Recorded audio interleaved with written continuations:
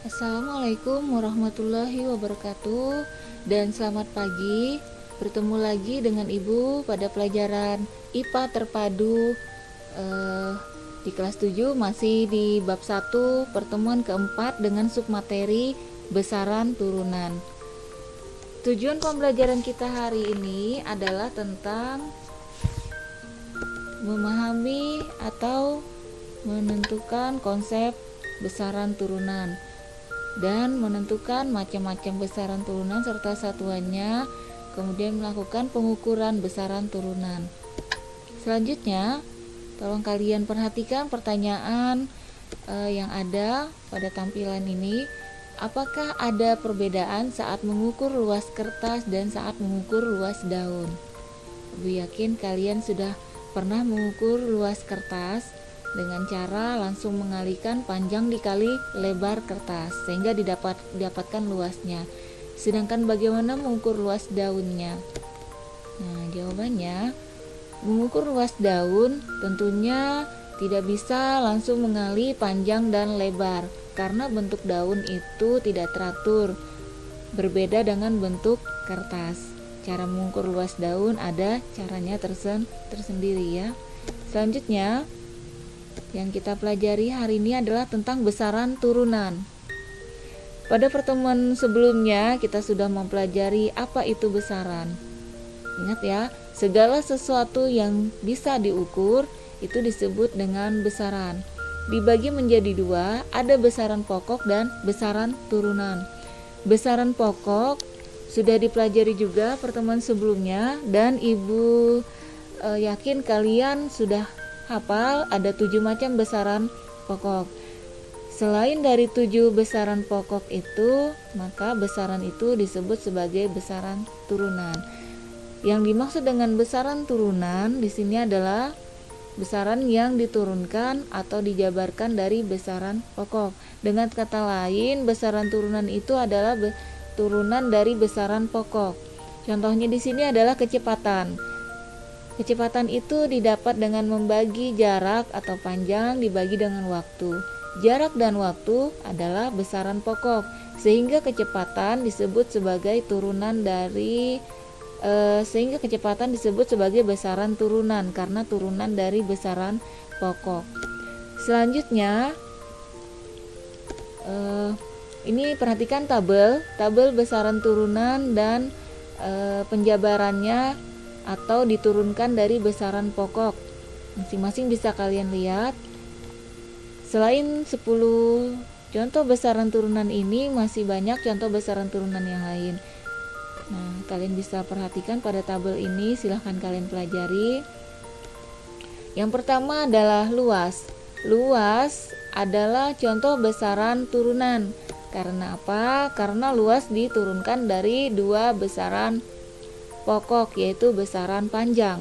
Misalnya mau menghitung luas papan tulis, kita tinggal mengalihkan besaran panjang dan lebar. Nah, maka didapatkan luas papan tulis di sini adalah 6 meter persegi. Selanjutnya volume. Volume ini biasa dikenal dengan isi. Ruangan yang terisi oleh materi atau zat itu biasa dikenal dengan volume.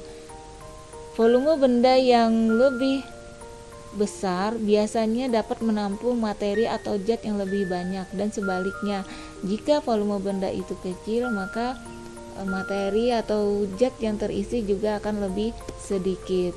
Volume adalah contoh besaran turunan karena diturunkan dari besaran pokok. Pertama, mengukur volume benda padat yang bentuknya teratur, misalnya sebuah balok persegi ya. Kita tinggal mengalihkan panjang kali lebar dan tingginya sehingga didapatkan volume benda padat tersebut. Yang kedua, bagaimana cara mengukur volume zat cair? Nah, seperti yang kalian ketahui, zat cair ini memiliki bentuk yang tidak tetap. Bentuk zat cair selalu mengikuti wadah atau tempatnya.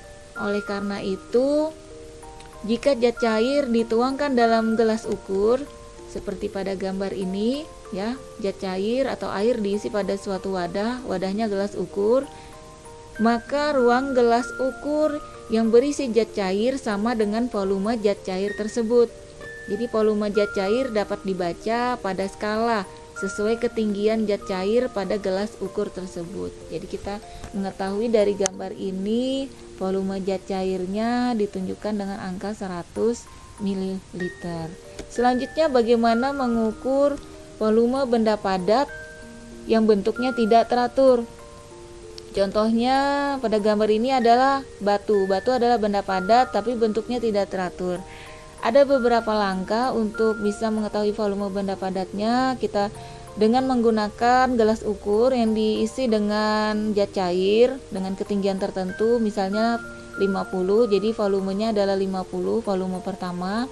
Kemudian kita masukkan benda padatnya, batunya ke dalam zat cair tersebut sehingga didapatkan ketinggian zat cair kedua atau volume yang kedua adalah 100.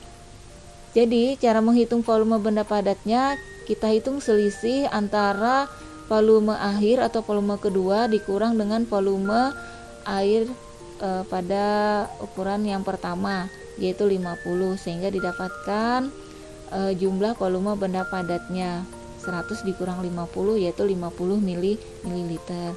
Selanjutnya adalah konsentrasi larutan. Konsentrasi larutan juga merupakan contoh besaran turunan. Misalnya larutan gula yang ada di dalam air. Kita biasanya mengetahui berapa besar, berapa banyaknya larutan gulanya, kita minum airnya. Apabila rasanya manis, sangat manis, maka larutan gulanya juga memiliki jumlah yang banyak.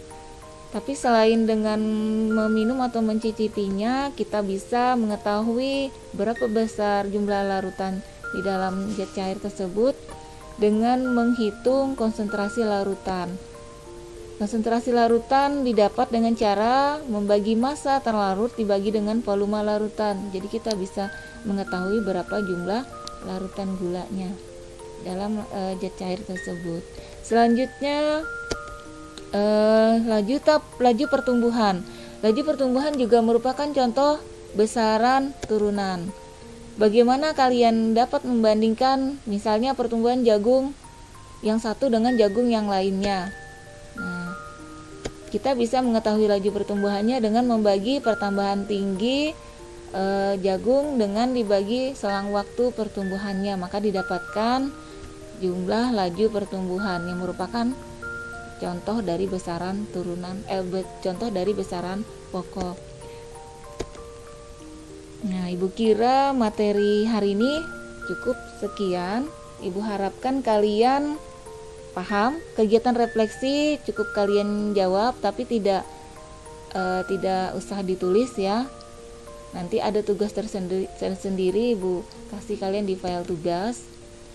Jika ada pertanyaan dan materi yang kurang dipahami, silahkan bertanya di kolom komentar kelas. Insya Allah kita akan bahas sama-sama. Kemudian kerjakan tugas-tugas yang sudah Ibu berikan dari pertemuan awal sampai pertemuan hari ini. Karena pertemuan selanjutnya kita akan mengadakan ulangan harian pertama. Jadi tugas yang kurang maka tidak bisa mengikuti ulangan harian. Jadi masih ada waktu untuk melengkapinya. Cukup sekian pertemuan kita hari ini. Ibu ucapkan terima kasih dan wassalamualaikum warahmatullahi wabarakatuh. Tetap semangat.